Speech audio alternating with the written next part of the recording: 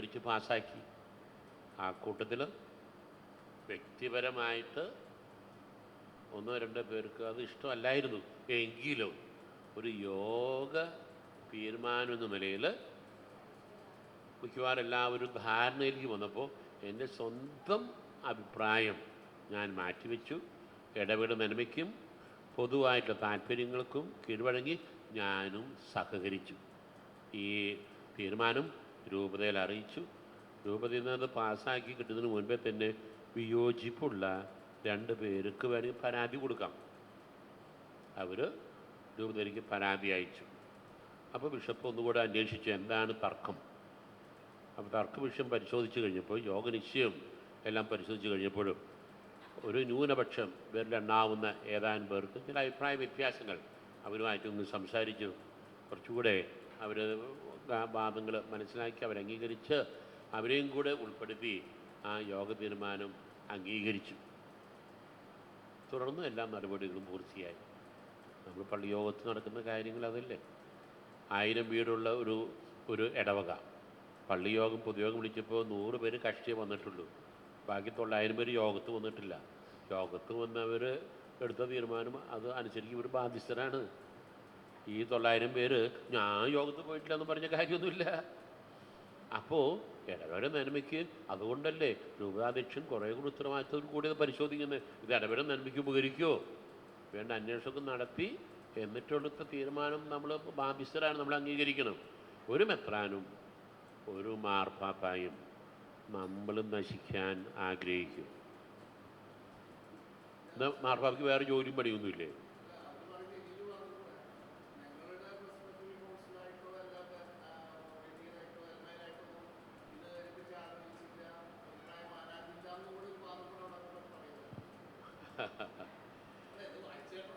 തീർച്ചയായിട്ടും അത് ശരിയാണ്. അവർ പല വാദമുഖങ്ങളും ഉന്നയിക്കുന്നുണ്ട്. അവിടെയും അവർക്ക് മെത്രാനും വൈദികരും ലിറ്റർജി പഠിച്ചിട്ടുള്ള വിദഗ്ധരും ഒക്കെ ഉണ്ട്. 40 കൊല്ലം മറ്റോ ഈ കമ്മിറ്റിയിലുണ്ടായിരുന്ന വന്യ വൈദികനാണ് ലിറ്റർജിയുടെ പണ്ഡിതൻ. അനുസരണം പഠിപ്പിച്ച മേലധ്യക്ഷനാണ്. യെസ്,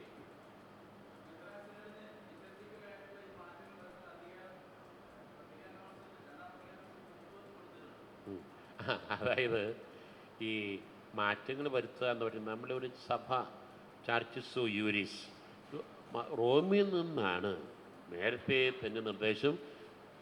അഭികാമ്യമായിട്ടുള്ള പ്രാചീനമായ പൗരസ്ത്യ പാരമ്പര്യങ്ങൾക്ക് നിരക്കുന്ന രീതിയിൽ ആരാധനക്രമം ഉണ്ടാകണം. അതിൽ ലഭ്യനീകരണം പാടില്ല. ഇപ്പോൾ ഒരു കോംപ്രമൈസ് തന്നെ വിഭൂതി നമ്മുടെ പാരമ്പര്യം അനുസരിച്ച് പിന്നെ ശരിക്കും തിങ്കളാഴ്ചയാണ് ശരി. ഇവിടെ തിങ്കളാഴ്ചയല്ലേ? തിങ്കളാഴ്ചയാണ് ശരിയായിട്ടുള്ള 50 നോമ്പ് ആരംഭിക്കുന്നത്. എന്നാൽ ലത്തീൻ പാരമ്പര്യം അനുസരിച്ച് ബുധനാഴ്ചയാണ്. അപ്പോൾ കുരിശു വരയ്ക്കുന്ന കരിക്കുറി ദിവസം ഒരു പള്ളിയിൽ അച്ഛൻ പിടിച്ച് പറഞ്ഞത്രേ, നമ്മുടെ പള്ളിയിൽ കരിക്കുറി ബുധനാഴ്ച, ഈ കൊല്ലം തിങ്കളാഴ്ചയായിരിക്കും. ബുധനാഴ്ച ഇങ്ങനെ തിങ്കളാഴ്ചയാകുന്നത് അതങ്ങ് നാവങ്ങ് വഴങ്ങി. കരിക്കുറി ബുധനാഴ്ച, ഈ കൊല്ലം തിങ്കളാഴ്ചയായിരിക്കും. വിഭൂതി ദിനം അത് ഈ വർഷം തിങ്കളാഴ്ചയാകുന്നു. ഇപ്പോൾ ലത്തീൻകാരും കൂടി താമസിക്കുന്ന ഒരു പ്രദേശത്ത് 2 കൂട്ടർ ഇപ്പോൾ ഒരേ ഓഫീസിൽ ജോലി ചെയ്യുന്ന 2 കൂട്ടരാണെങ്കിൽ ഒരാൾ കുരിശ് വരച്ച് വരുന്നത് തിങ്കളാഴ്ചയും അതേ ഓഫീസിൽ മറ്റൊരാൾ ബുധനാഴ്ച വരച്ച് ഒരു വ്യത്യാസമുണ്ടല്ലോ. അത് അജപാലപരമായിട്ടുള്ള ഒരു കോംപ്രമൈസ്, അത് അംഗീകാരമുണ്ട്. പക്ഷേ വിശുദ്ധ ബലി അർപ്പണത്തിന് അത് ദൈവശാസ്ത്രപരമായും ആധ്യാത്മികപരമായും അതുപോലെ തന്നെ സഭയുടെ വിശിഷ്ടമായിട്ടുള്ള നിയമാനുസൃതമായ പാരമ്പര്യം അനുസരിച്ചും ഈ രീതി മൊത്തം ബലിയർപ്പണ രീതി ശരിക്കും ബലിപടത്തെ അഭിമുഖീകരിച്ചുകൊണ്ടാണ്. ഇവരെ പോലെയുള്ളവരോട് കോംപ്രമൈസ് കാണിച്ച് വിട്ടുവീഴ്ചത്തിൻ്റെ ഭാഗമായിട്ട് 50-50 ഫോർമുല 50% ഒരു കോംപ്രമൈസ് വരുത്തിയതാണ്. ഓർത്തഡോക്സ് പാരമ്പര്യവും യാക്കോബായ പാരമ്പര്യവും സിറോ മലങ്കര സഭയുടെ കത്തോലിക്ക സഭ പാരമ്പര്യവും ഒക്കെ ബലിവേദിയുടെ അഭിമുഖമായിട്ടുള്ളതാണ്. സിറോ മലബാർ സഭ 50 ലക്ഷത്തിലധികം വരുന്ന വിശ്വാസികൾ അത് കേരളത്തിലും കരുതുമ്പോൾ ഇന്ത്യയിലും ഇന്ത്യക്ക് അവിടുത്തെ വിദേശ രാജ്യങ്ങളിലും ബലിയർപ്പിക്കുമ്പോൾ എല്ലാം പല രീതിയിലാകാതെ ഒരേ രീതിയിൽ ഒരേ ക്രമത്തിൽ ആകാൻ വേണ്ടിയിട്ടുള്ള താല്പര്യത്തിൻ്റെ വെളിച്ചത്തിൽ വൈദികരും സന്യസ്തരും മെത്രാന്മാരും ആത്മാവിശ്വാസികൾ പ്രതികളൊക്കെ ഉൾപ്പെടുന്ന മേജർ ആർക്കി എപ്പിസ്കോപ്പൽ അസംബ്ലി ചർച്ച വന്ന് അവർ ഏകകണ്ഠമായിട്ട് ആവശ്യപ്പെട്ടിരുന്ന കാര്യമാണ്. നമുക്കൊരു ഏകീകരണം വേണം. അപ്പോൾ എല്ലാ വീട്ടുകാരും ഒരുമിച്ചിരുത്തി ചർച്ച ചെയ്യാൻ പറ്റും. പിന്നെ സഭയുടെ ലിറ്റർജി എന്ന് പറയുമ്പോഴത്തേക്കും അത് അങ്ങനെ ജനകീയമായിട്ട് തീരുമാനിക്കേണ്ട കാര്യമല്ല. അത് നിങ്ങൾ ചിന്തിച്ചു, നിങ്ങൾ അൽമായരാണ്, വിശുദ്ധ കുർബാന പങ്കെടുക്കുന്നു, ഞാൻ ബലി അർപ്പിക്കുന്നു, നിങ്ങൾ മുഴുവൻ സമയവും ബലിപ്പെടുത്ത് അഭിമുഖീകരിച്ചാൽ നിൽക്കുന്നത്. അതാണ് ശരി. ഇനി നിങ്ങളോടൊപ്പം വൈദികനും അഭിമുഖീകരിച്ചാണ് വിശുദ്ധ കുർബാന അർപ്പിക്കേണ്ടത്. അതാണ് യഥാർത്ഥമായിട്ടുള്ള ക്രമം. പക്ഷേ ഒരു കോംപ്രമൈസ് ഫോർമുല എന്ന നിലയിലാണ് കുറച്ച് സമയം വചനവേദി, വചന പ്രഘോഷണം, പ്രസംഗം, അങ്ങനെയുള്ള ആദ്യ ഭാഗം ജനാഭിമുഖമായിട്ട് നിൽക്കട്ടെ വൈദികൻ. പക്ഷേ വളരെ സത്തയായ കാതലായ ഭാഗം അത് ഈ പിന്നെ ബലിപീഠത്തിന് അഭിമുഖമാകട്ടെ. അവസാനത്തെ ഭാഗവും സമാപനാശീർവാദമാണല്ലോ. അത് ഇവിടെ നിന്നും നടത്താം. ബലി അർപ്പിച്ച് ഒരു വശത്തേക്ക് മാറി നിന്ന് ഇവിടെ നിന്നും അർപ്പിച്ച് അങ്ങനൊരു ഓപ്ഷൻ കൊടുത്തിട്ടുണ്ട്. അപ്പോൾ ഇതൊക്കെ അവരെയും കൂടെ കണക്കിലെടുക്ക് ഉൾക്കൊള്ളാൻ വേണ്ടി ചെയ്ത വിട്ടുവീഴ്ചയുടെ ഫലമാണ്. പക്ഷെ അടിസ്ഥാനപരമായിട്ട് ഇതൊന്നല്ല അവരുടെ വിഷയം. അതും അറിയാമല്ലോ. എന്നിട്ട് പേരിനെന്തായി? ഞങ്ങൾ മുഖ്യധാരിക്ക് വരാൻ ആഗ്രഹിച്ച് ഡിസംബർ 27 മുതൽ നവംബർ 27 മുതൽ വരാൻ വേണ്ടിയിട്ട് കരിയ പിതാവ് തീരുമാനിച്ചിരുന്നതാണ്. ആ ഡേറ്റ് വരുമ്പോൾ അവരതനുസരിക്കും തോന്നുന്നുണ്ട്. തൽക്കാലം എന്തെങ്കിലും ആകട്ടെ. പക്ഷേ ഇവിടെ അങ്ങനെ ഒഴിവ് കൊടുക്കേണ്ട ഒരു സംഗതിയല്ല ലിറ്റർജി. ലിറ്റർജി നിയമങ്ങൾ, ലിറ്റർജി ബുക്സിൽ തക്സായന് പറഞ്ഞിട്ടുള്ള ആ കാര്യം കൃത്യമായി നിറവേറ്റുക. ആ ലിറ്റർജി നിയമങ്ങൾ കോഡിൽ പറയുന്ന കാര്യമല്ല. 1538 കാനോനയിൽ പറയുന്ന കാര്യങ്ങൾ അഥവാ ഒരു ഒഴിവ് വേണമെങ്കിൽ താൽക്കാലികമായി ഒരു നിശ്ചിത കാലഘട്ടത്തേക്ക് ഒരു പ്രത്യേക സാഹചര്യത്തിൽ ചില പ്രത്യേക വ്യക്തികൾക്ക് കൊടുക്കുന്ന, അത് സ്ഥിരമായി കൊടുക്കുന്ന ഒരു ആനുകൂല്യമല്ല. അപ്പോൾ ഉദാഹരണമായി ബേമയില്ലാത്ത പള്ളികളിൽ ബേമ സ്ഥാപിക്കണം. അതിന് തടി കണ്ടെത്തണം, പിന്നെ കാർപ്പൻ്റർ വേണം, അതെല്ലാം വെടുപ്പാക്കി വൃത്തിയായിട്ട് ബേമുണ്ടാക്കി കുറച്ച് സമയം വേണ്ടി വരുമല്ലോ. അപ്പോൾ അത് ശരിയായി കുറച്ച് കാലയളവ്. അതാണ് ഈ താൽക്കാലികം. അല്ലാതെ എത്ര നാളെ 1999 തുടങ്ങിയതാ, 2000 ആണ്ട് തുടങ്ങിയത്, ഇപ്പോൾ 23 കൊല്ലമായി. ഇപ്പോഴും എന്നിട്ട് ഇവർ പഠിച്ചു കഴിഞ്ഞില്ലേ? ഇനി എന്ത് കാറ്റഗിസിസ്, എന്ത് പ്രബോധനം, എന്ത് മതബോധനം?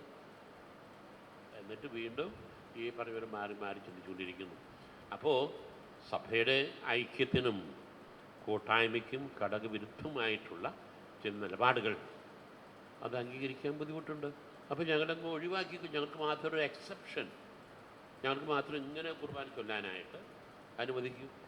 ചിന്തിക്കൂ, മെത്രാന്മാർ വന്നാൽ പോലും കുർബാന അർപ്പിക്കാൻ അവിടെ അനുവാദമില്ല എന്ന് വികാരിച്ചും പറയാൻ പറ്റില്ല. ഒരു മെത്രാൻ്റെ വളരെ അടുത്തൊരു ബന്ധു മരിച്ചു.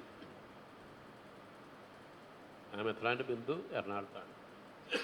അവിടെയുള്ളൊരു പള്ളിയിൽ അടക്ക് കഴിഞ്ഞ് 7ാം ചരമദിനത്തിൽ നമ്മൾ കുർബാന ചൊല്ലുമല്ലോ ആളുടെ ആത്മശാന്തിക്ക് വേണ്ടി. ഈ മെത്രാന് അവിടെ വന്ന് തൻ്റെ ബന്ധുവിന് വേണ്ടി കുർബാന അർപ്പിക്കാൻ വികാരിച്ചനോട് ആഗ്രഹം പറഞ്ഞപ്പോൾ, പിതാവേ, ഇവിടുത്തെ അവസ്ഥ പിതാവിനെ അറിയാമല്ലോ, വികാരിച്ച് സമ്മതിച്ചില്ല. ഒരു മെത്രാന് അവിടെ കുർബാന ചൊല്ലും. അപ്പോൾ മാർപ്പാപ്പേനെ ഏകദേശം പഠിപ്പിക്കുന്ന ടീമുകളാണെന്ന് മനസ്സിലായില്ലേ? അപ്പോൾ ഇതൊക്കെ ന്യായമാണ്. ഇത് കൂട്ടത്തിൽ ചിലരുടെ പ്രേരണയിൽ കുറേ ആളുകൾ ചുറ്റും കൂടി വിശ്വാസം തെറ്റിദ്ധരിപ്പിച്ച് രാത്രിയും പകലും, നിങ്ങൾ ചിന്തിച്ച് നോക്കിയേ, നമ്മുടെ പാലക്കാട് അരമനയിൽ രാപകൽ സമരം നടത്തുമോ? അതിനുള്ളിൽ കയറിയിരുന്ന് എറണാകുളത്ത് നടക്കുന്നത്, എന്തുട്ടം നടക്കുന്നത്? ഇപ്പോൾ എങ്ങനെയാണ് നമുക്ക് മനസ്സ് വരുന്നത്? പോലീസും പട്ടാളം ഇല്ലാണ്ട് എന്തോരം പ്രാവശ്യം പോലീസിനെ വിളിക്കും. മടുത്തു. ഇപ്പോൾ ഇന്ന് കേട്ടു പുതിയ ഡെലഗേറ്റ് അവിടെ സന്ദർശനത്തിന് ബസിലിക്ക പള്ളി സന്ദർശിക്കാൻ പോയെന്നും ഒരു വിഭാഗം ഒരുമിച്ച് ഫോട്ടോ ഒക്കെ എടുത്തെന്നൊക്കെ പറയുന്നു. അതിനുള്ള തിക്കും തിരക്കും അത് വേറെ. ഞാൻ പറഞ്ഞു വന്നത്, ഈ ഒഴിവ് കൊടുക്കുക എന്നുള്ളത് നിയമാനുസൃതമായിട്ടുള്ള കാര്യങ്ങൾക്ക് ഉള്ളതാണ്. ലിറ്റർജി പോലെയുള്ള കാര്യങ്ങൾക്ക് ഒഴിവ് കൊടുക്കാൻ അനുവാദമില്ല. ഈ 1538 എന്ന് പറയുന്ന കാനോനിക്ക് ഇവിടെ സിനഡും റോമിൽ പരിശുദ്ധ നിലയിരിക്കുന്ന ആധികാരികമായിട്ടുള്ള ഔദ്യോഗികമായിട്ടുള്ള വ്യാഖ്യാനമനുസരിച്ച് ഇതിന്നൊരു ഒഴിവ് കൊടുക്കാൻ പാടില്ല. അതിന് അർഹത അവർക്കില്ല. അപ്പോൾ വിഷയം ചാപ്റ്റർ അടച്ചു കഴിഞ്ഞു. മുഖ്യ അധികാരിയുടെ തീരുമാനം വന്നു കഴിഞ്ഞു. അത് നടപ്പിലാക്കാൻ മാർപ്പാപ്പ കത്തെഴുതി. ഇതൊക്കെ ചോദ്യം ചെയ്ത് നിൽക്കാമെന്ന് പറഞ്ഞാൽ അത് സാമാന്യമായിട്ടുള്ള നമ്മുടെ നീതിക്ക് നിരക്കുന്ന കാര്യമാണോ? ഒരിക്കലുമല്ല. ഇനി ഞാൻ നേരത്തെ പറഞ്ഞ പോലെ അപ്പസ്വൽ അഡ്മിനിസ്ട്രേറ്റർ പോണ്ടിഫിക്കൽ ഡെലഗേറ്റ്, അപ്പോൾ അദ്ദേഹം വന്നിട്ടുണ്ട് അവിടെ ഭരണം നടത്താനായിട്ട്. എന്താ അതിൻ്റെ അർത്ഥം? ആ നിയമനം for special serious reasons. Alencherry പിതാവാണ് അവിടുത്തെ അധ്യക്ഷൻ, ആ രൂപതയുടെ അധ്യക്ഷൻ. ആലഞ്ചേരി പിതാവ് പക്ഷേ അധ്യക്ഷനായിരിക്കെ തന്നെ അധികാരം മുഴുവൻ അഡ്മിനിസ്ട്രേറ്റർക്ക് ഏൽപ്പിച്ചു. അഡ്മിനിസ്ട്രേറ്റർ ഭരിച്ച് അദ്ദേഹത്തിന് പറ്റാതെ വന്നപ്പോൾ കുർബാനക്രമത്തെ സംബന്ധിച്ചുള്ള കാര്യങ്ങൾ ഒന്ന് അവർ ശരിയായ രീതിയിൽ ബോധ്യപ്പെടുത്താൻ അതിനിപ്പോൾ ഡെലഗേറ്റ് വന്നിരിക്കുന്നത്. അപ്പോൾ ഇങ്ങനെയുള്ള നിയമനം ഒരു സ്പെഷ്യൽ സീരിയസ് റീസൺ, ഒരു പ്രത്യേക കാരണത്താൽ മാർപ്പാപ്പ നിർവഹിക്കും. അതിനും നമ്മുടെ കാനൂൻ നിയമത്തിൽ അതിനുള്ള വകുപ്പുണ്ട്. മനസ്സിലായി? അപ്പോൾ അത് വേണ്ട വിധത്തിൽ പാലിക്കാനായിട്ട് അവർ ശ്രമിക്കണം. ഇനി എത്രയോ പ്രാവശ്യം സിനഡ് പിതാക്കന്മാർ ഒരു ഗ്രൂപ്പ്, ഒരു സമിതി പ്രശ്ന പരിഹാരത്തിനായിട്ട് ഇവർ ചർച്ച ചെയ്തിട്ടുണ്ട്. ഇപ്പോഴും അവർ പറയും ഞങ്ങളോട് ആലോചിച്ചില്ല എന്നുള്ളതാണ്. അവരാഗ്രഹിക്കുന്ന രീതിയിലേക്ക് സഭ മുഴുവൻ വരിക എന്ന് പറഞ്ഞാൽ അത് പ്രായോഗികമല്ല. കഴിഞ്ഞ സ്പെഷ്യൽ സിനഡ് കൂടി ഇവർ വിചാരിച്ച് ഇപ്പോൾ കിട്ടും നമുക്ക് അനുവാദം. സ്പെഷ്യൽ സിനഡ് വിളിച്ചു കൂട്ടിയിരിക്കുന്ന സ്പെഷ്യൽ സിനഡ് വിളിച്ചു കൂട്ടി മെത്രാന്മാർ ചർച്ച ചെയ്തു. ഒരു കാരണവശാലും വളരെ ആലോചിച്ച് ചിന്തിച്ചെടുത്തിരിക്കുന്ന ഈ തീരുമാനം അത് ഒരു അണു പോലും മാറ്റം പാടില്ല, പിന്നോക്കം പോകാൻ പാടില്ല. അങ്ങനെ ഒരു രൂപതയ്ക്ക് ഇളവ് കൊടുത്താൽ പിന്നാലെ വേറെ രൂപതകളൊക്കെ വരില്ലേ? പാലക്കാടും പെടുമോ? പെടാതിരിക്കാം. അപ്പോൾ ഓരോരുത്തർക്ക് അങ്ങനെ പ്രത്യേക അനുവാദം എങ്ങനെ കൊടുക്കാൻ പറ്റുന്നേ? എന്തോ ഞങ്ങൾക്കും കിട്ടണം അവകാശം. അതെങ്ങനെ സാധിക്കുമോ? അതൊന്നും എളുപ്പമല്ലല്ലോ, ശരിയല്ല. ആയതുകൊണ്ട് ഈ പറഞ്ഞ തർക്കങ്ങൾ. പിന്നെ രണ്ടാമതൊരു കാര്യം, സഭയിൽ എന്തെങ്കിലും തർക്കങ്ങളുണ്ടെങ്കിൽ നമുക്ക് ഇപ്പോൾ രൂപത മെത്രാൻ ഒരു കൽപ്പന പുറപ്പെടുവിച്ചു. ആ കൽപ്പനയിന്മേൽ എനിക്ക് ഇഷ്ടക്കേടുണ്ടായി. എൻ്റെ നോട്ടത്തിൽ അത് അനീതിയാണ്. പിതാവിനോട് ഞാൻ ചെന്ന് പറയും, പിതാവേ അത് ഉൾക്കൊള്ളാൻ ബുദ്ധിമുട്ടുണ്ട് പിതാവേ, പിതാവ് അത് പിൻവലിക്കണം, അല്ലെങ്കിൽ പിതാവ് അതിൽ ഭേദഗതി ചെയ്യണം. പിതാവ് ആലോചിച്ചു, ഇല്ലില്ല, ആലോചിച്ചെടുത്ത് തീരുമാനമാണ് ഉറച്ചു നിൽക്കുന്നു. അപ്പോൾ അവർക്ക് വേണമെങ്കിൽ ഉയർന്ന അധികാരിക്ക് പരാതി കൊടുക്കാം, അതിരൂപതാധ്യക്ഷൻ, അതുമല്ലെങ്കിൽ മേജർ ആർച്ച് ബിഷപ്പ്. മാർപ്പാപ്പയ്ക്കും പരാതി കൊടുക്കാം. എത്രയോ പരാതികളാണ് മാർപ്പാപ്പയ്ക്ക് കിട്ടിയിരിക്കുന്നത്.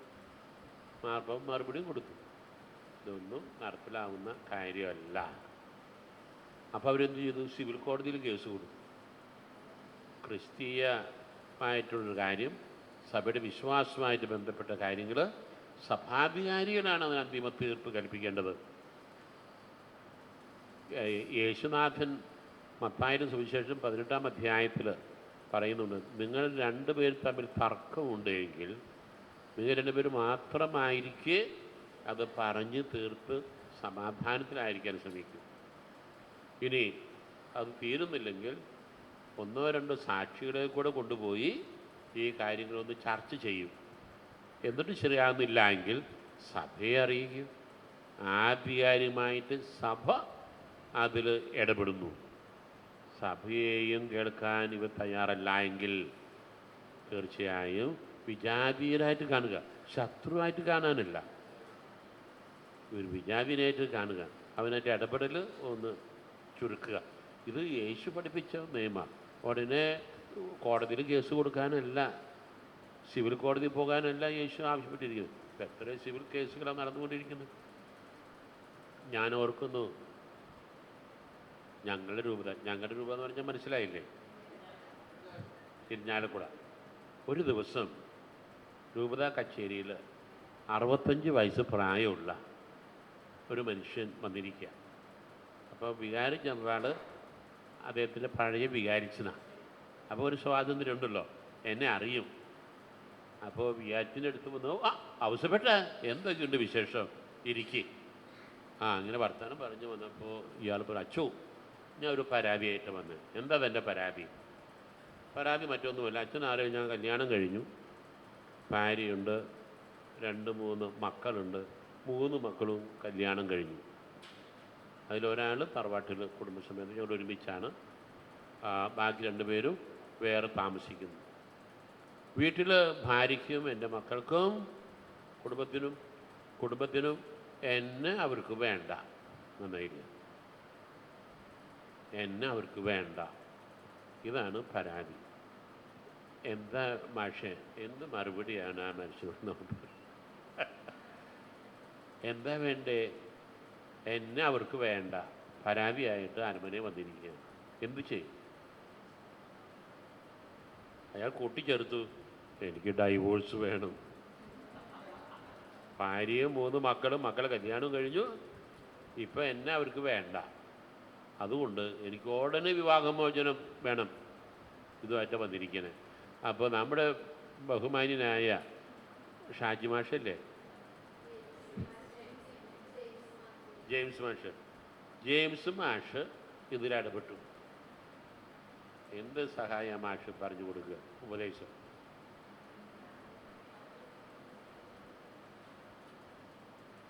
എങ്ങനെ സഹായിക്കാം? വിവാഹമോചനം കൊടുക്കണോ? വിവാഹമോചനം കൊടുക്കാൻ പറ്റില്ല എന്ന് തീർപ്പായിട്ട് കൽപ്പിച്ചിട്ടുണ്ട്. ഓക്കെ, അപ്പം ഞാൻ എന്നാ ചെയ്യും? രമ്യതപ്പെടുത്താൻ പറ്റുമെന്ന് നോക്കണം. എന്താ പറഞ്ഞ്?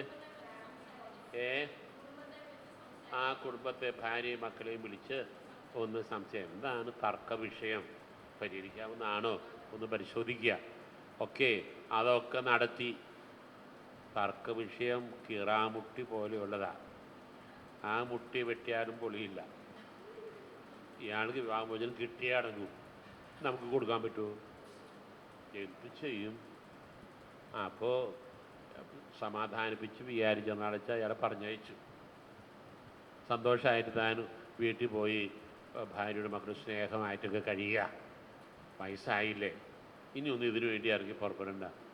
ശരി ചോ. സന്തോഷമില്ലാതെ ആൾ ഇറങ്ങിപ്പോയി. വീട്ടിൽ ചെന്ന് 1 മാസം കഴിഞ്ഞാൽ വീണ്ടും വന്നിരിക്കുക. അവസരപ്പെട്ട അച്ഛൻ അത് പറഞ്ഞ ശരിക്കും വിവാഹമോചനം കിട്ടിയാണെന്ന് നന്നായി വേഗം എടുക്കും. അപ്പം അച്ഛന് അല്പം അരിശം വന്നു. ഇയാളോട് ഇത് തന്നെയാണ് പറഞ്ഞത്, നേരത്തെ പറഞ്ഞത്, ഇതൊന്നും പറ്റില്ല. അയാൾ തിരിച്ചുപോയി, ഇച്ചിരി ദേഷ്യപ്പെട്ടപ്പോൾ. 1 മാസം കഴിഞ്ഞ് വീണ്ടും അയാൾ അരമനയിൽ വന്നു. അച്ഛനെ കണ്ടപാട് അച്ഛനങ്ങ് ദേഷ്യമൊന്നും നിയന്ത്രിക്കാൻ പറ്റുന്നില്ല. ഈ മനുഷ്യനോട് എന്താ ഞാൻ പറഞ്ഞത്? താൻ ഈ കാര്യം പറഞ്ഞ് ഇനി ഇവിടെ വന്നേക്കരുത്. അപ്പം അച്ഛൻ എനിക്ക് ഡൈവോഴ്സ് വേണം. താൻ പോയി മാർപ്പാപ്പയ്ക്ക് കേസ് കൊടുക്കാം. പറഞ്ഞു. ഇയാൾ എന്ത് ചെയ്യുന്ന പറയുമ്പോ മാർപ്പാപ്പയ്ക്ക് കേസ് കൊടുത്തു. ഇയാളുടെ പരാതി ഒരു വെള്ളക്കടലാസിൽ മലയാളത്തിൽ എഴുതി അത് മടക്കി പഴയ എയറോഗ്രാമില്ലേ, ചുവപ്പ് കവറ്, എയർമെയിൽ, ആ കവറിനുള്ളിലകത്താക്കി ഒട്ടിച്ച് അതിൻ്റെ അഡ്രസ്സ് ഇങ്ങനെ എഴുതിയിരിക്കുന്നത് മലയാളത്തിൽ, മാർപ്പാപ്പ വത്തിക്കാൻ, മലയാളത്തിൽ എഴുതി പോസ്റ്റ് ചെയ്തു. അത് വത്തിക്കാനിൻ്റെ മാർപ്പാപ്പയുടെ ഓഫീസിൽ കിട്ടി. ആരും അത് ഇംഗ്ലീഷിലാക്കി കൊടുത്ത് സഹായിച്ചു. മാർപ്പാപ്പ എന്ത് ചെയ്തു? മാർപ്പാപ്പയുടെ ഓഫീസിലുള്ളവർ അത് പൊട്ടിച്ച് വായിച്ച് കാര്യങ്ങൾ മനസ്സിലായി. അതവിടെ നിന്ന് ഡൽഹിയിലുള്ള മാർപ്പാപ്പയുടെ അംബാസഡറിൻ്റെ ഓഫീസുണ്ടല്ല, നൂൺഷിയേച്ചർ എന്ന് പറയും, അപ്പസ്തോലിക് നൂൺഷിയോ. നൂൺഷോ അല്ല, അത് ഉച്ചയ്ക്ക് കാണുന്ന സിനിമയുടെ പറ്റ ഉച്ചയ്ക്ക് ഉള്ള ഉച്ചപ്പടം ഉണ്ടല്ലോ, അത് നൂൺഷോ.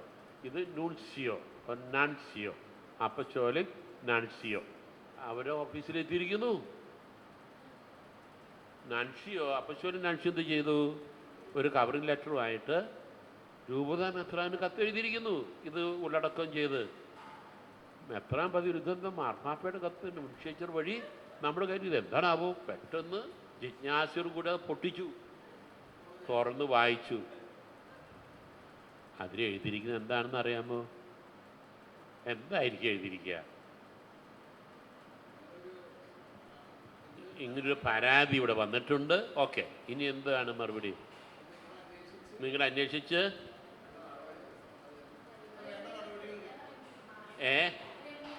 രമ്യതപ്പെടുത്താൻ ശ്രമിക്കുക, നടപടിയെടുക്കാൻ നോക്കുക. രണ്ട് കാര്യങ്ങളാണ്. നടപടിയെടുക്കുക, രമ്യതയിലാക്കാൻ ശ്രമിക്കുക. നിങ്ങൾ രണ്ടു കൂട്ടരും വളരെ നല്ല ഉത്തരം പറഞ്ഞേ. അതിലെഴുതിയിരിക്കുന്നത് ഇങ്ങനെയാണ്: ഓ യുവർ എക്സലൻസി, പരിശുദ്ധ പിതാവേ, അഭ്യുന്ന പിതാവേ, ഈ അങ്ങയുടെ രൂപതയിൽ നിന്ന് ഒരു വിശ്വാസി അയച്ച കത്തിൻ്റെ കോപ്പിയാണ് ഉള്ളടക്കം ചെയ്തിരിക്കുന്നത്. പരാതിയിൽ പറയുന്ന കാര്യം പരിശോധിച്ച് ആവശ്യമായ ആചാരപരമായ ഒരു ശ്രദ്ധ കൊടുക്കുമല്ലോ. ദൈവം അനുഗ്രഹിക്കട്ടെ. വിവാഹമോചനം കൊടുത്താ ഇല്ല. അത് പരിശോധിച്ച് അവരെ സഹായിക്കാൻ ഒരു ഇടയന് നേർത്ത ശുഷ്കാന്തിയോടുകൂടെ അജപാലപരമായിട്ടുള്ള രീതിയിൽ അവരെ സഹായിക്കുക. Give due pastoral attention to the person concerned. മെത്രാച്ചി കത്ത് വായിച്ചു. അപ്പോൾ വികാരി ജനറാളിനെ ഏൽപ്പിച്ചു. ജനാർച്ചനൊന്ന് അരിശമ്പൂത്ത് അമ്പട വിദ്വാനെ കിട്ടിയ പാടച്ഛൻ ഫോൺ ചെയ്തു അയാളെ. എടോ ഒന്ന് വന്നേ, ഇന്ന് ഉച്ച കഴിഞ്ഞ് 2:30 മണിക്ക് ഞാൻ ഇയാൾക്കൂടെ രൂപത കച്ചേരിയിൽ പെട്ടെന്ന് വരുന്നു. എന്താച്ചോ? ഒരു പ്രത്യേക കാര്യമുണ്ട്. അയാൾ വെയിലത്ത് കൊടയും ചൂടി ധൃതിയിൽ വിവാഹമോചനം കിട്ടിയെന്നുള്ള രീതിയിലാണ് ഓടിക്കതച്ച് വന്നിരിക്കുക. അപ്പോൾ എനിക്ക് അവസരപ്പെട്ട പിന്നെ എന്നാ എൻ്റെ വിശ്വസിച്ചു ഊണൊക്കെ കഴിച്ചോ? ലോകവർത്താനമൊക്കെ ചോദിച്ചറിഞ്ഞു. എടോ, മാർപ്പാപ്പയുടെ കത്ത് വന്നിട്ടുണ്ട്. മാർപ്പാപ്പയ്ക്ക് കത്ത് അയച്ച വിവരം ഇയാൾ പിതാവിന് അച്ഛനോട് പറഞ്ഞിട്ടില്ല കേട്ടാ. ആ മാർപ്പാപ്പ അയച്ച കത്തിന് മറുപടി നമ്മുടെ പിതാവിന് വന്നിട്ടുണ്ട്. താൻ വേഗം ഒരുങ്ങിക്കോ, നാളെ തന്നെ വത്തിക്കാനിലേക്ക് തന്നെ വിളിപ്പിച്ചിരിക്കുകയാണ്. വേഗം മാർപ്പാപ്പയെ കാണാനായിട്ടുള്ള ഒരുക്കങ്ങൾ വേഗം പൂർത്തിയാക്കി. ഇയാൾ എന്ത് ചെയ്തു? എൻ്റെ പണി എനിക്കൊന്നങ്ങ് പോകാം, എനിക്ക് ഡൈവോഴ്സ് വേണ്ട, ഒരു മണ്ണാങ്കട്ടി വേണ്ട, ഞാൻ അതിൻ്റെ പറഞ്ഞു പോകും. ആ വിഷയം അവിടെ ഇങ്ങ് അവസാനില്ല. ഞാനിത് പറഞ്ഞത് മാർപ്പാപ്പയുടെ അടുക്കൽ പരാതി കൊടുക്കുമ്പോൾ മാർപ്പാപ്പ അത് പരിശോധിക്കും. തുരുതുരയായി കെട്ടുകണക്കിന് ഒറ്റയായും തെറ്റയായിട്ടും അയച്ചിട്ടുള്ള പരാതികൾ അവിടെ പരിശോധിച്ച് മറുപടിയും കൊടുത്ത് സഹി കെട്ടിട്ടാണ് അഡ്മിനിസ്ട്രേറ്റർ പറഞ്ഞേക്കും മാർപ്പാപ്പ പ്രതിദിനം അയക്കുന്നത്. ഇവരൊന്ന് സഹായിക്കാൻ അജപാലപരമായ രീതിയിൽ ഈ പ്രശ്നങ്ങൾക്ക് പരിഹാരം കണ്ടെത്താൻ. ആ രീതിയിൽ എത്രയോ ദൂതന്മാരെ വന്നിരിക്കുന്നത്. എല്ലാവരും ആട്ടി ഓടിച്ചും ആക്ഷേപിച്ചും ദേഹോപദ്രവം വരുത്തിയില്ല എന്നുള്ള രീതിയിലും മനുഷ്യോചിതമല്ലാത്ത രീതിയിൽ അവർ പെരുമാറിയെന്നുള്ളത്. അപ്പോൾ എന്തു ചെയ്യും? എവിടെ പരിഹാരം? എന്തു ചെയ്യാൻ പറ്റും? നമുക്ക് സത്യം, ഒരു സത്യമേ ഉള്ളൂ. അതിൽ വെള്ളം ചേർക്കാൻ പറ്റുമോ? അത് വളച്ചൊടിക്കാൻ പറ്റുമോ?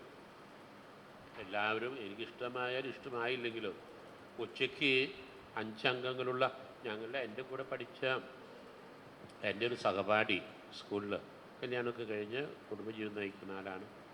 ഇതിന് ക്യാൻസറും രോഗങ്ങളും അടുപ്പിലായിരുന്നു. 1 മാസം മുമ്പ് അദ്ദേഹം മരിച്ചു. വീട്ടിൽ അവൻ്റെ അപ്പനും അമ്മയ്ക്കും 13 മക്കളാണ്. 13ാമത്തെ സന്താനമാണ് എൻ്റെ കൂടെ പഠിച്ച ആൾ. അപ്പോൾ പ്രായം അറിയാമല്ലോ. എന്നാൽ മൂത്ത മകൻ, ഞാൻ 13 മക്കൾ, ഇതിൽ 13ാമത്തെ ആൾ എൻ്റെ സഹപാഠി. മൂത്ത ആളുടെ കല്യാണം ഞാൻ കെട്ടിച്ചെന്ന് വിശ്വസിക്കാൻ പറ്റുമോ? അതെങ്ങനെ സാധ്യത? ചോദ്യം മനസ്സിലായോ? 13 മക്കളുള്ള കുടുംബം, 13ാമത്തെ സന്താനം എൻ്റെ ക്ലാസ്മേറ്റാണ്, സഹപാഠിയാണ്. അതിലൊന്നാമത്തെ ആൾ, ഏറ്റവും മൂത്ത ആളുടെ കല്യാണം ഞാൻ അച്ഛനായ ശേഷം കെട്ടിച്ചു. അതെങ്ങനെ പറ്റുന്നത്?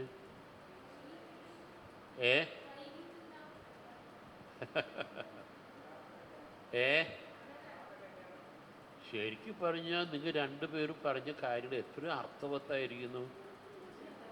വൈകിക്കാണും. വൈകാൻ കാരണം രണ്ടാമത്തെ കല്യാണ.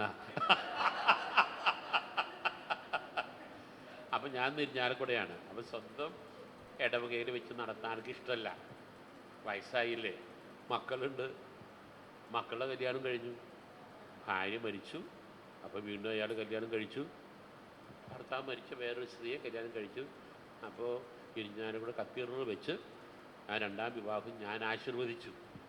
അപ്പോൾ ഞാൻ ഇത് ചിലരോട് ചോദിക്കുമ്പോൾ അതിങ്ങനെ പറ്റുന്ന എത്രയോ പ്രായം. അന്നാൾ എനിക്ക് വയസ്സ് 30, ആൾക്ക് വയസ്സ് 70. അപ്പം എങ്ങനെയുണ്ട്? അപ്പം ഞാൻ പറഞ്ഞു വന്നത്, ഈ പറഞ്ഞതുപോലെ എല്ലാം ഒരു കുടുംബത്തിൽ എന്തെല്ലാം പ്രത്യേകതകൾ, എന്തെല്ലാം അസ്വസ്ഥതകളൊക്കെ ഉണ്ട്. വീട്ടിൽ 13 പണ്ട് കുണ്ടുകുടും പിതാവ് പ്രസംഗത്തിൽ പറഞ്ഞൊരു കാര്യമുണ്ട്. വീട്ടിൽ ഒരുപാട് മക്കളുണ്ട്, അപ്പനും അമ്മയും. 10-17 പ്ലേറ്റ് വയ്ക്കണം. കാലത്ത് കഞ്ഞി വിളമ്പാണ് അമ്മ കഞ്ഞി വിളമ്പി വരുമ്പോൾ കുറച്ചെത്തി എത്തിപ്പെടുത്തേക്കും ആദ്യം വിളമ്പി കൊടുത്ത് അമ്മ അത് കഴിഞ്ഞു. അപ്പം അമ്മ പറഞ്ഞേ, അങ്ങ് ഞാൻ അറ്റത്തേക്ക് എത്തിക്കട്ടെ, എന്നിട്ട് ബാക്കിയുണ്ടെങ്കിൽ അങ്ങോട്ട് കൊണ്ടുവരാം. അപ്പം എന്തുമാത്രം ബുദ്ധിമുട്ടി പാടുപെട്ടാണ് അന്നത്തെ ഒരു കാലഘട്ടം.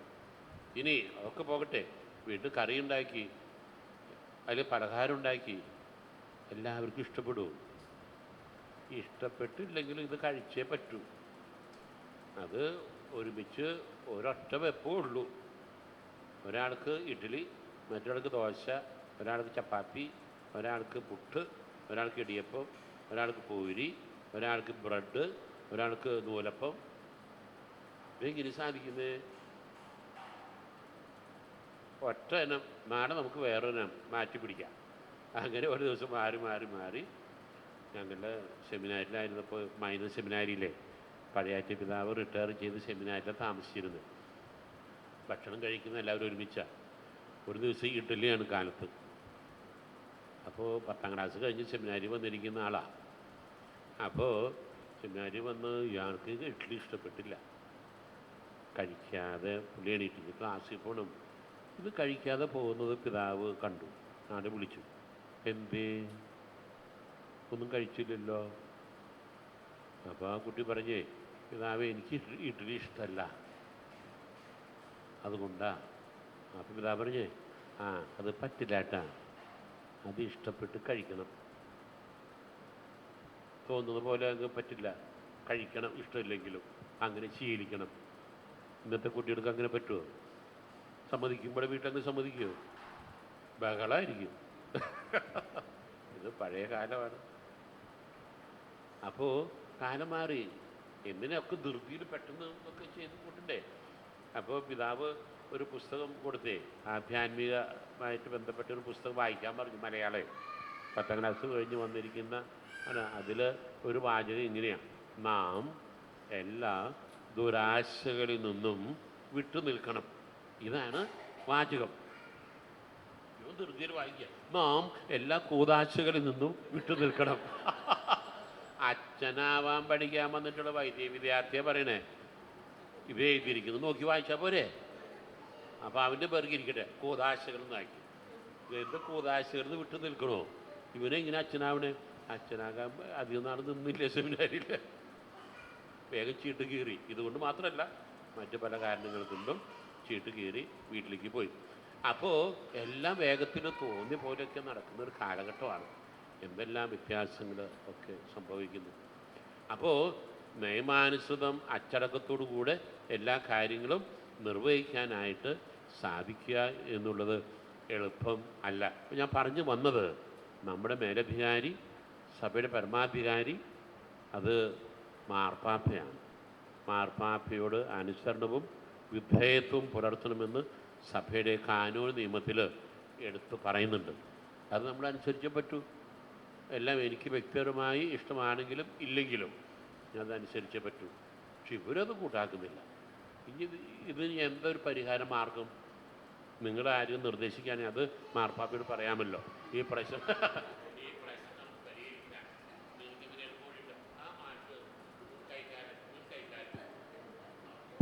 മുൻ കൈക്കാരൻ എന്ന് പറയുന്നു. ഇത്ര നേരം ഞാൻ പറഞ്ഞപ്പോൾ ശബ്ദം കുറവുണ്ടായിരുന്നോ? ഇല്ല. ഈ എന്ത് പറയുന്നു, ഈ പ്രശ്ന പരിഹാരത്തിനുള്ള ഒരു പോംവഴി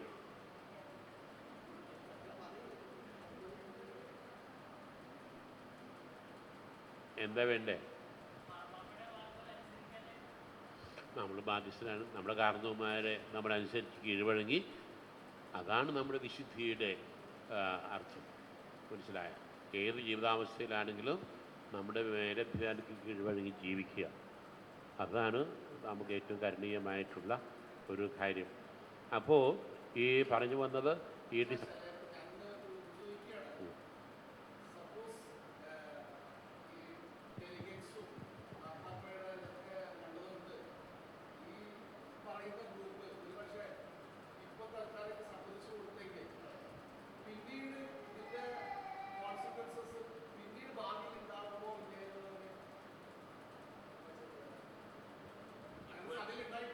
അല്ല, ഇപ്പോൾ ഇവരെ സമ്മതിച്ചാൽ ഇങ്ങനെ മാർപ്പാപ്പ പറയുന്നത് അനുസരിച്ചെന്ന് വിചാരിക്കാം. ഓക്കെ, എന്നിട്ട് ഓക്കെ, എന്നിട്ട്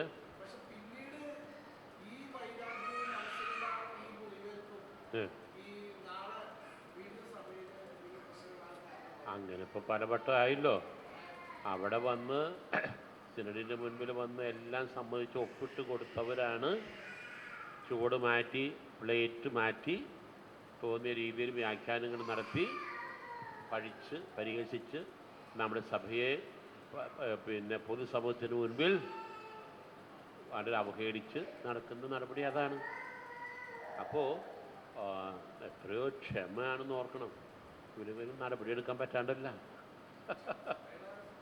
ഇപ്പോൾ ഞാൻ പറഞ്ഞല്ലോ, ഒരു രൂപതയിലൊരു മെത്രാൻ ഒരു അച്ഛനെ സസ്പെൻഡ് ചെയ്തു, താമരശ്ശേരി രൂപതയിൽ. പത്രത്തിലൊക്കെ അറിഞ്ഞല്ലോ. ഇതുപോലെ ചെയ്യാൻ പറ്റാത്ത കേസുകളൊന്നുമില്ല.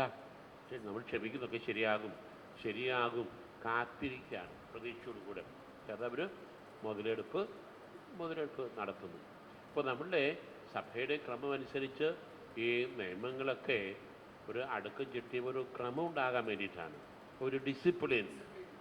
അതായത് നേരത്തെ പറഞ്ഞല്ലോ, നമ്മുടെ പൈതൃകം, സഭയുടെ പൈതൃകത്തിൻ്റെ ഭാഗമാണ് ഒരു ക്രമം, ഒരു ഡിസിപ്ലിൻ, ഒരു നിയമം, ഒരു ക്രമം, ഒരു ഓർഡർ. അത് വയലേറ്റ് ചെയ്യുക, അത് ലംഘിക്കുക എന്ന് പറഞ്ഞാൽ ഡിസോർഡറായി. അപ്പോൾ ഒരു കാനോനിക്കൽ ഓർഡർ, ദ നോം ഓഫ് ദ ചർച്ച്, അത് കൃത്യമായിട്ട് പാലിക്കാൻ നമുക്ക് സാധിക്കണം. ഇനി മറ്റൊരു വിഷയം, ഇപ്പോൾ നമ്മൾ ചില അജപാലന വിഷയങ്ങൾ സഭയുടെ നിയമത്തിൻ്റെ കണ്ണിലൂടെ നോക്കി കാണുകയാണ്. മറ്റൊരു വിഷയം, ഈ പറഞ്ഞതുപോലെ ഇന്ന് ഒരുപാട് വിവാഹ കേസുകൾ വർദ്ധിച്ചു വരുന്നു. ഒരുപാട് വിവാഹ കേസുകൾ എല്ലാ രൂപത കോടതികളിലും വിവാഹ കേസുകൾ കെട്ടിക്കിടക്കുകയാണ്. ആരെ പറഞ്ഞു ഞായറാഴ്ച പള്ളിയിൽ കല്യാണം ആശീർവദിക്കും, തിങ്കളാഴ്ച ഡൈവോഴ്സിനുള്ള പരാതി എഴുതി കൊടുക്കും. അത്ര വേഗത്തിലാണ് കാര്യം നടക്കുന്നത്.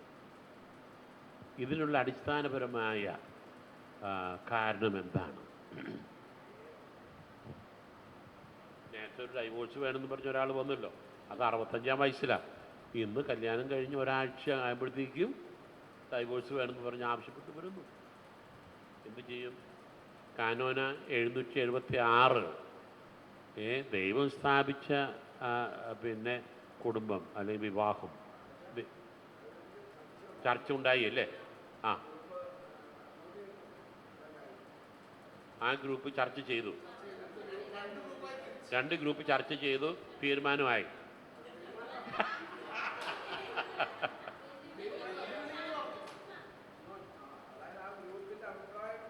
അത് അറിയിച്ചിട്ടുണ്ടോ? അതിൻ്റെ സെക്രട്ടറി ഇവിടെ അറിയിക്കും ഓരോ ഗ്രൂപ്പിൻ്റെയും. അത് നമുക്ക് ഇപ്പം തന്നെ അവതരിപ്പിച്ചാലോ? എത്ര ഗ്രൂപ്പുണ്ട്? അപ്പോൾ ഒരു ഗ്രൂപ്പിൻ്റെ സെക്രട്ടറി ആരാ? എന്നാൽ ഇപ്പം തന്നെ അവതരിപ്പിക്കാം. നല്ല കാര്യം.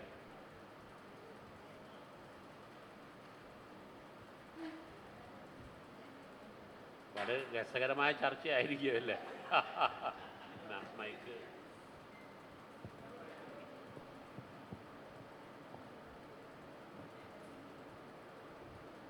ഒന്നാം ഗ്രൂപ്പുകാരൊന്ന് എഴുന്നേറ്റ് നിൽക്കാൻ. ഒന്നാം ഗ്രൂപ്പുകാർ കൈപൊക്കിയാൽ മതി. എത്രയാണ് ഒന്നാം ഗ്രൂപ്പ്? കാനോന 776 പറഞ്ഞിരിക്കുന്ന കാര്യവും തുടർന്നുള്ള വെല്ലുവിളിയും വിവാഹ ഉടമ്പടി സൃഷ്ടികർത്താവിനാൽ സ്ഥാപിതവും അവിടുത്തെ നിയമങ്ങളാൽ നിയന്ത്രിതവുമാണ്. ഇതുവഴി പുരുഷനും സ്ത്രീയും തമ്മിൽ പിൻവലിക്കുവാൻ പാടില്ലാത്ത വ്യക്തിഗതമായ സമ്മതത്താൽ പരസ്പരമുള്ള സമ്പൂർണ്ണ ജീവിത കൂട്ടായ്മ സ്ഥാപിതമാക്കുകയും ചെയ്യുന്നു. ഇത് അതിൻ്റെ സ്വഭാവത്താൽ തന്നെ ദമ്പതികളുടെ നന്മയ്ക്കും സന്താനോൽപാദനത്തിനും മക്കളുടെ ശിക്ഷണത്തിനുമായി വിഭാവനം ചെയ്യപ്പെട്ടിരിക്കുന്നു. ഇതിനെക്കുറിച്ചാണ് ചർച്ച ഉണ്ടായത്. ചില പോയിന്റ്സ് മാത്രമേ ഞാൻ പറഞ്ഞുള്ളൂ, അത് വിശദീകരിക്കാൻ. ഒന്നാമത്, വിവാഹ ജീവിതത്തിനെ കുറിച്ചുള്ള അജ്ഞത ഒന്നാമത്തെ വെല്ലുവിളി. രണ്ടാമത്തത്, വിവാഹ ജീവിതാനന്തരം ഏറ്റെടുക്കുന്ന ഉത്തരവാദിത്വങ്ങളെക്കുറിച്ചുള്ള ഭയം. അമിതമായ സുഖലോലുപതയോടുള്ള താല്പര്യം. നവമാധ്യമങ്ങളുടെ സ്വാധീനം മറ്റൊരു വെല്ലുവിളിയാണ്. ഉപഭോഗ സംസ്കാരത്തിലുള്ള ദുഷിച്ച ചിന്താഗതിയും മനോഭാവങ്ങളും. കൂട്ടുകുടുംബങ്ങളിലുണ്ടായിരുന്ന സാൻമാർഗികതയും ധാർമ്മികവും ആധ്യാത്മികവുമായ മൂല്യങ്ങൾ ഇന്ന് അണുകുടുംബങ്ങളിൽ ഇല്ലാതെ പോയത് ഒരു വലിയ വെല്ലുവിളിയാണ്. വൈകിയുള്ള വിവാഹവും ഭാവി ജീവിതത്തെക്കുറിച്ചുള്ള ആശങ്കയും ആകുലതയും ഒരു വെല്ലുവിളിയാണ്. പിന്നീട്, ഭാര്യ ഭർത്താക്കന്മാർ തമ്മിൽ സ്വയാശ്രയത്വത്തിലേക്ക് ചുരുങ്ങുകയും സ്വാതന്ത്ര്യത്തോടുള്ള അമിതമായ താല്പര്യം ഒരു വലിയ വെല്ലുവിളിയായി മാറിയിരിക്കുകയെന്നാണ് ഇങ്ങനെ ഒരു 8 പോയിന്റ്സാണ് ഞങ്ങൾ ചർച്ച തീരുമാനിച്ചിരിക്കുന്നത്. വളരെ നന്നായിരിക്കുന്നു. വളരെ കാര്യക്ഷമമായ രീതിയിൽ വളരെ ഭംഗിയായിട്ട് 776 കാനോനിൻ്റെ വെളിച്ചത്തിൽ വിവാഹമെന്ന കൂതാശിയുടെ അടിസ്ഥാനപരമായിട്ടുള്ള അതിൻ്റെ സ്വഭാവവും വിവാഹത്തിൻ്റെ ഉത്തരവാദിത്വവും. വിവാഹമെന്ന് പറയുന്ന ഒരു ദാമ്പത്യ ജീവിത കൂട്ടായ്മ, ഇതൊരു ഉടമ്പടിയാണ്. ആ വിവാഹ ദാമ്പത്യ ജീവിത കൂട്ടായ്മയുടെ പ്രധാനപ്പെട്ട ലക്ഷ്യങ്ങൾ ദമ്പതികളുടെ നന്മയാണ്, സന്താന ഉൽപാദനമാണ്, അവർ വിദ്യാഭ്യാസ ശിക്ഷണം ആണ്. അങ്ങനെയുള്ള ഒരു വിവാഹം എന്നുള്ള അടിസ്ഥാനപരമായ ദൈവം തന്നെ സ്ഥാപിച്ചതും ക്രിസ്തു ഒരു ഉദാശയായിട്ട് മാറ്റിയതും സഭയോട് സാദൃശ്യപ്പെടുത്തിയതും എല്ലാം പരിശോധിക്കുമ്പോൾ ഇന്ന് ആധുനിക സമൂഹത്തിൽ പല വെല്ലുവിളികളെ നമ്മൾ നേരിടേണ്ടി വരുന്നു. കൂട്ടുകുടുംബത്തിൻ്റെ കാര്യം പറഞ്ഞു, അണുകുടുംബത്തിൻ്റെ കാര്യം പറഞ്ഞു. രണ്ടും 2 ധ്രുവങ്ങളിലാണ്. കൂട്ടുകുടുംബം ഒരേ വീട്ടിൽ കൂടുതൽ അംഗങ്ങൾ പരസ്പരം സ്നേഹിച്ചും ബഹുമാനിച്ചും പങ്കുവച്ചും സഹായിച്ചും സഹിച്ചും സ്നേഹിച്ചും സഹകരിച്ചും ഒന്നിച്ചായി ഒരു കുടുംബമായിട്ട് ജീവിച്ചിരുന്നത്. ആ പഴയ സന്തോഷം അതിൽ ഇന്ന് കുറവ് സംഭവിച്ചിരിക്കുകയാണ്. അണുകുടുംബം എന്ന് പറയുമ്പോഴോ അപ്പനമ്മയും ഒരു കുഞ്ഞും, അതില്ലെങ്കിൽ സ്കൂട്ടർ ഫാമിലിയിൽ എത്ര അംഗങ്ങളാകാം? അപ്പൻ അമ്മ 1 + 1. ഇപ്പോൾ ഹെൽമെറ്റ് വേണ്ട എല്ലാവർക്കും, ഒരു സുരക്ഷിത കവചം. അപ്പോൾ ആരോ ഒരാൾ പറയുണ്ടായേ, ഈ ഇംഗ്ലീഷിൽ 2 വാക്കുകളുണ്ട്. ഒന്ന് കംപ്ലീറ്റ് എന്നും പറയില്ലോ, complete, to complete. 2 to finish. ഇത് തമ്മിൽ അടുത്തത് മാഷ്ക്ക് നാച്ചുറോപ്പതി ഡോക്ടർക്ക് അറിയാം. ഇത് തമ്മിൽ വ്യത്യാസം എങ്ങനെ ഉദാഹരണ സഹിതം കാണിക്കും? 1 ടു കംപ്ലീറ്റ്, 2 ടു ഫിനിഷ്. ഏകദേശം സാദൃശ്യമുണ്ട് അല്ലേ? പക്ഷെ കൃത്യം അതിൻ്റെ വ്യത്യാസം എങ്ങനെ ഉദാഹരണ സഹിതം വെളിപ്പെടുത്തും, വ്യക്തമാക്കും. ടു കംപ്ലീറ്റ് എന്ന് പറഞ്ഞാൽ എന്താ അർത്ഥം? പൂരിപ്പിക്കുക, പൂർണ്ണമാക്കുക. ഫിനിഷ് ചെയ്യുക എന്ന് പറഞ്ഞാലോ അവസാനിപ്പിച്ചു. ഒരു ഉദാഹരണം.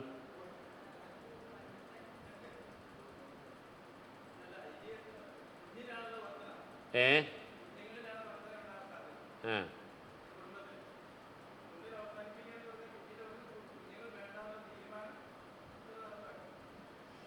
ഈ ഉദാഹരണം അങ്ങനെയല്ല വരുന്നത്. അതായത് ഒരു പുരുഷനും ഒരു സ്ത്രീയും കൂടെ ആകുമ്പോഴാണ് ഒരു പൂർണ്ണത. ദൈവമായ കർത്താവ് മനുഷ്യനെ പുരുഷനും സ്ത്രീയുമായിട്ട് സൃഷ്ടിച്ചു. അവർ ദൈവത്തിൻ്റെ അനന്ത പരിപാലനയിൽ ദൈവിക പദ്ധതി അനുസരിച്ച് ഒരു പുരുഷനും ഒരു സ്ത്രീയും നിയമാനുസൃതം ഭാര്യാഭർത്താക്കന്മാരാകുമ്പോൾ കംപ്ലീറ്റായി, പൂർണ്ണമായി കല്യാണം നടന്നു. കംപ്ലീറ്റ്. ഇനി ഈ ഭാര്യ ഒന്നിച്ച് ഷോപ്പിങ്ങിന് പോയി കഴിഞ്ഞാൽ തീർന്നു. ഫിനിഷ്.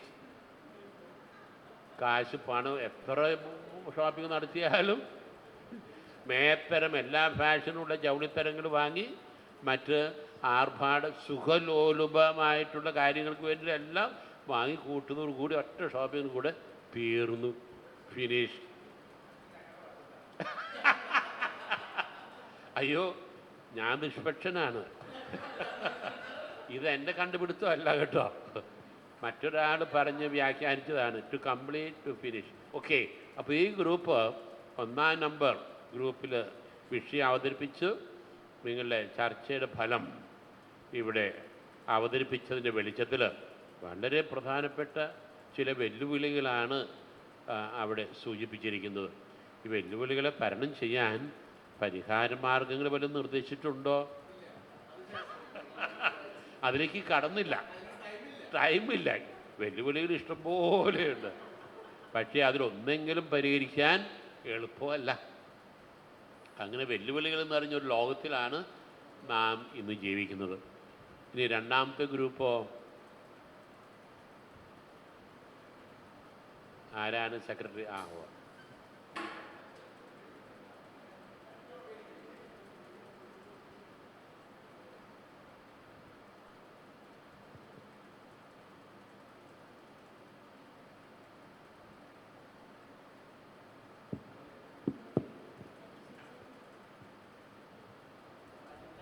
ഗ്രൂപ്പ് വളരെ വിശദമായി തന്നെ ഈ കാര്യത്തിൽ ചർച്ച നടത്തി. അപ്പോൾ അതിൽ ഞാൻ ഉരുത്തിരിഞ്ഞു വന്ന ആശയങ്ങൾ, പരമ്പരാഗത വിവാഹാലോചനകൾക്ക് മാറ്റം സംഭവിച്ചു എന്നുള്ളതാണ് ഒരാശയം. കുടുംബ ബന്ധങ്ങൾ കൂദാശയാണെന്ന പവിത്രത കുറഞ്ഞു. പരസ്പര ധാരണയ്ക്ക്, ദമ്പതികൾ തമ്മിലുള്ള പരസ്പര ധാരണയ്ക്ക് കുറവ് സംഭവിച്ചു. ലൗകിക വ്യഗ്രതയിൽ കുടുങ്ങിയതിനാൽ കുടുംബം കർത്താവിനാൽ സ്ഥാപിതമാണെന്ന് യുവജനങ്ങൾ ശ്രദ്ധിക്കുന്നില്ല. സഹനം ആരും ഇഷ്ടപ്പെടുന്നില്ല. കുടുംബത്തിൽ ഒരു പുതിയതായി ഉണ്ടാകുന്ന ഒരു കുടുംബത്തിൽ മക്കൾ ഒരു ബാധ്യതയായി ഇന്നത്തെ യുവജനങ്ങൾ കാണുന്നു. നിയമപരമായ ബന്ധനം നിലനിൽക്കുന്നു എന്ന് വെച്ചാൽ ഉദ്ദേശിച്ചത് സർക്കാരിൻ്റെ കുറേ നിയന്ത്രണങ്ങളുണ്ട്. 2 മക്കളെ പാടുള്ളൂ, 2 മെറ്റേണിറ്റി ലീവ് 2 കൊടുക്കുള്ളൂ, അത്തരം കാര്യങ്ങളുണ്ട്. കമ്പോള സംസ്കാരം യുവജനങ്ങളെ ശക്തമായി സ്വാധീനം ചെലുത്തുന്നു. വിശ്വാസത്തിൽ ഊന്നിയല്ലാത്ത ജീവിത രീതിയാണ് പലർക്കും. ക്രിസ്തുവിന് പ്രഥമ സ്ഥാനം കൊടുക്കാതെയുള്ള ജീവിതമാണ് പല കുടുംബങ്ങളിലും കാണുന്നത്. ഇതിനൊരു പരിഹാരം അച്ഛൻ ചോദിച്ചാൽ ഞങ്ങൾ ചെയ്തപ്പോൾ വന്നത് വിശ്വാസാധിഷ്ഠിതമായ ജീവിതവും അതിനു വേണ്ട ബൈബിളിൻ്റെ പിന്തുണയോടുകൂടിയ ഒരു കുടുംബജീവിതം നടത്തണം എന്നാണ് ഞങ്ങളുടെ ഗ്രൂപ്പിലൊരു ചർച്ച വന്നത്. Very good. ഈ രണ്ടാമത്തെ ഗ്രൂപ്പിലും ചർച്ച സജീവമായി. എനിക്ക് അത്ഭുതം തോന്നുന്നു, രണ്ട് ഗ്രൂപ്പും വളരെ കൂലങ്കഷമായിട്ട് വിഷയത്തെ അപഗ്രഥിക്കുകയും വളരെ കാര്യക്ഷമമായിട്ട് ചർച്ചയിൽ സജീവമായി പങ്കുചേരുകയും സെക്രട്ടറി പിന്നെ ഗ്രൂപ്പ് ലീഡർ അതെല്ലാം ഒരൊറ്റ പോയിന്റ് ചോർന്നു പോകാതെ കൃത്യമായിട്ട് റിപ്പോർട്ട് ചെയ്യുകയും ചെയ്ത നിങ്ങൾക്ക് രണ്ട് പേർക്ക് ഹൃദയപൂർവ്വം അഭിനന്ദനങ്ങൾ അർപ്പിക്കാൻ ഞാൻ ഈ അവസരം വിനിയോഗിക്കുന്നു. രണ്ട് ഗ്രൂപ്പിൽപ്പെട്ട എല്ലാ ഗ്രൂപ്പ് അംഗങ്ങൾക്കും ഈ ചർച്ച ഗൗരവമായിട്ട് എടുക്കുകയും അതിൽ സജീവമായി പങ്കാളികളാകുകയും ചെയ്ത നിങ്ങൾ ഓരോരുത്തരും വ്യക്തിപരമായി ഞാൻ അനുമോദിക്കുന്നു. ഇനി ഈ കാര്യങ്ങൾക്ക് രണ്ട് ഗ്രൂപ്പിലും ഉയർന്നു വന്ന വെല്ലുവിളികൾ, അതിന് പരിഹാര മാർഗങ്ങളുടെ അടിസ്ഥാനമായിട്ട് രണ്ടാം ഗ്രൂപ്പിന് സൂചന വന്നു. വിശ്വാസ ജീവിതത്തിലുള്ള പോരായിക, തകർച്ച അല്ലെങ്കിൽ തളർച്ച, മരവിപ്പ്. അതുമല്ല എങ്കിൽ ഒറ്റവാക്കി പറഞ്ഞാൽ ആത്മീയ ചൈതന്യം ഇന്ന് കുടുംബങ്ങളിൽ നിന്ന് വിട്ടുപോയിരിക്കുന്നു. ആത്മീയ ചൈതന്യം, ഒരു കല്യാണാലോചന വരുമ്പോൾ നമുക്ക് എത്ര പ്ലേറ്റ് ഏൽപ്പിക്കണം?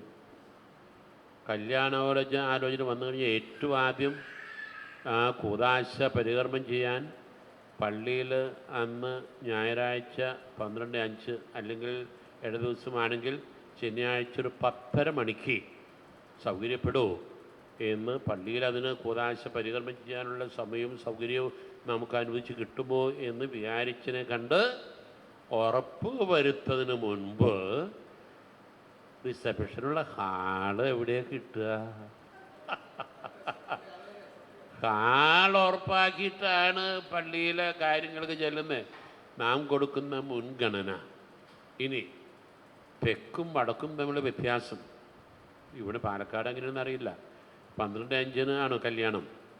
കെട്ട് ഞായറാഴ്ച 12:05 12-ന് ശേഷം. അപ്പോൾ ഉച്ചയ്ക്ക് കല്യാണക്കെട്ട് പള്ളിയിൽ താലിക്കെട്ട് കഴിഞ്ഞാൽ അതുവഴി കുർബാന തുടരുകയാണല്ലോ. താലിക്കെട്ട് കഴിഞ്ഞാൽ പള്ളിയകത്ത് വന്ന ക്ഷണിതാക്കളെല്ലാം വേഗം പുറത്തിറങ്ങി പിന്നെ ഒരു ഇടിച്ച് കയറ്റാണ് ഹാളിലേക്ക് സദ്യ വിളമ്പി തുടങ്ങും. ഇവിടെ അങ്ങനെ തന്നെയാണോ? ഞായറാഴ്ച കല്യാണം ഞായറാഴ്ച അല്ലേ? ഓക്കെ, എന്നാൽ പിന്നെ ഇട ദിവസം കല്യാണം 10:30. താലിക്കെട്ട് കഴിഞ്ഞ് കുർബാനയില്ലേ? ഇല്ലേ? കെട്ടിന് കുർബാന ഉണ്ടല്ലോ. ഞാൻ ചോദിക്കുന്നത്, ആ കെട്ട് കഴിഞ്ഞിട്ടും കുർബാന തുടരുകയാണല്ലോ. ആ കുർബാനയിലും കൂടെ പങ്കെടുത്ത് പൂർണ്ണമായിട്ട് കഴിയുന്നതിന് മുൻപേ തന്നെ താലി കെട്ടിക്കഴിഞ്ഞു, വിവാഹിതരായി. ഇനി വേഗം ചെന്ന് ഭക്ഷണം കഴിച്ച് നമുക്ക് പോവുക. അങ്ങനെ ഇറങ്ങി പോകുമോ? ഇവിടെ അങ്ങനെയില്ല. ആ പള്ളിയകത്ത് വന്നവർ പോയില്ലേ? പോകാറില്ല. അയ്യോ, ഞങ്ങളുടെ നാട്ടിൽ തൃശ്ശൂർ ഇരിഞ്ഞാലക്കുടയൊക്കെ ആ കെട്ട കഴിഞ്ഞാൽ വേഗം ഇറങ്ങി ഒരു പിടി ചോറ് എന്തെങ്കിലും വാങ്ങിച്ചു കഴിഞ്ഞാൽ അടുത്ത കല്യാണത്തിന് പോകണം. ഒന്ന് തല കാണിക്കണ്ടേ? 4 ക്ഷണ വഴക്കുണ്ടാവും. ആ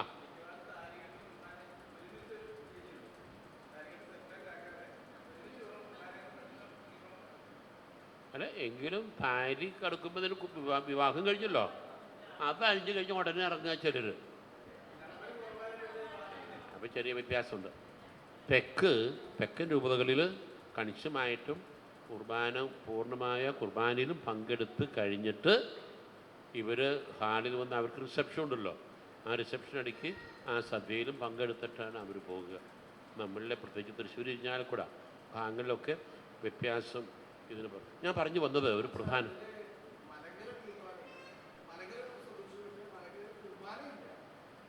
ഇല്ല. അപ്പം പിന്നെ താലിക്കെട്ട് കഴിഞ്ഞാൽ എളുപ്പമായി. ഞാൻ പറഞ്ഞ മറ്റൊരു കാര്യം, KCBC കേരള കത്തോലിക്ക മെത്രാൻ സമിതി ഈയിടെ ഒരു ചർച്ച സംഘടിപ്പിച്ചു. മെത്രാന്മാരും അതുപോലെ വിദഗ്ധരായിട്ടുള്ള, അതുപോലെ ദൈവശാസ്ത്ര മറ്റ് നിമിഷങ്ങൾക്ക് പഠിപ്പിക്കുന്നവരുമായിട്ടുള്ള ഒരു കൊളോക്യം. ആ ചർച്ചയുടെ വിഷയം challenges of the institution of family in the context of renewal of the church in Kerala.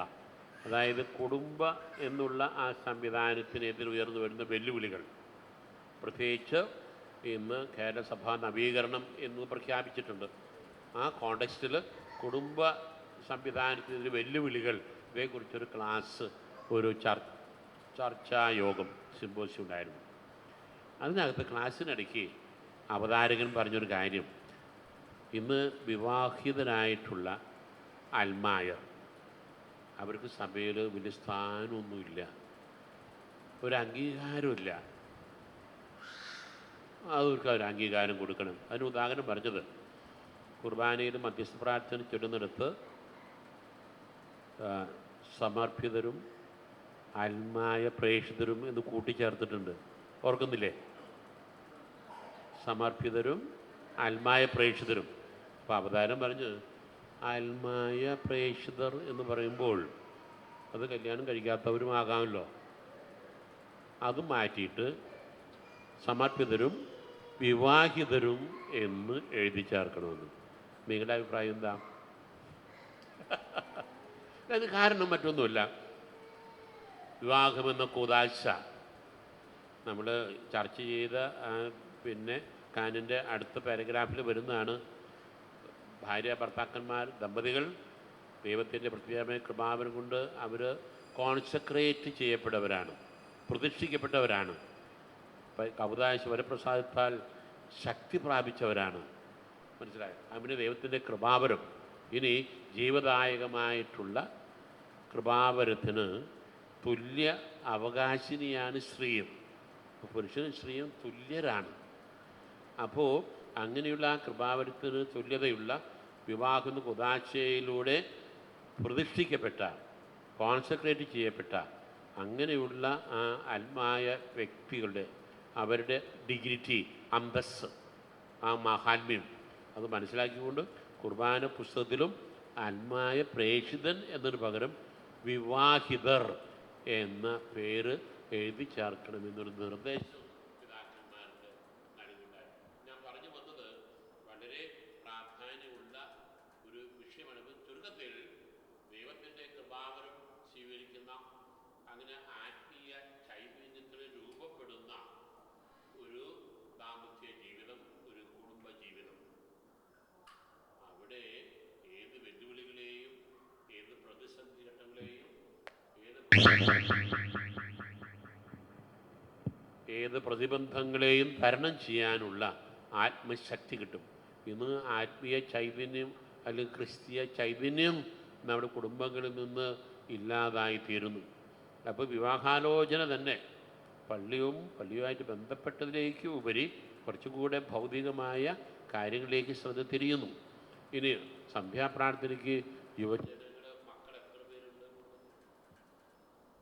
മാതാപിതാക്കളും മക്കളും ഒരുമിച്ച് കുർബാനയിൽ പിന്നെ കുടുംബപ്രാർത്ഥനയിൽ പങ്കുചേർന്നുകൊണ്ട് പിന്നെ ദൈവത്തെ സ്തുതിക്കാനും നന്ദി പറയാനും അവിടുത്തെ ആരാധന അർപ്പിക്കാനും സാധിക്കുക, അങ്ങനെയുള്ള ഒരു സാഹചര്യം ഇന്ന് കുറഞ്ഞു വരുന്നു.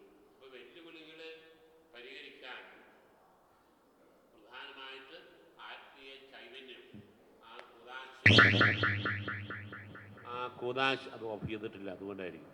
ആ കൂദാശയിലൂടെ ലഭിക്കുന്ന ആ കൃപാവരത്തോട് വിശ്വസ്തത പുലർത്തി ജീവിതകാലം മുഴുവൻ നന്നായിട്ട് ചെലവഴിക്കാൻ സാധിച്ചാൽ കുറേ പ്രതിസന്ധികൾക്കൊക്കെ പരിഹാരം ഉണ്ടാകും. അപ്പോൾ സഭയുടെ നിയമം ഇന്ന് പ്രായോഗിക ജീവിതമായിട്ട് വളരെ ബന്ധപ്പെട്ട കാര്യമാണ്. നമുക്ക് 4 മണിയായല്ലോ, അതിന് സൂചനയല്ലേ ഈ കറണ്ട് പോയത്? മഴയടിച്ച അങ്ങനെയാണെങ്കിൽ നമുക്ക് നിർത്താം. ഇനി നമുക്ക് കാപ്പി കുടിക്കാം. അത് കഴിഞ്ഞ് എപ്പോഴാണ് തിരിച്ചു വരുന്നത്? അത് കഴിഞ്ഞിട്ടോ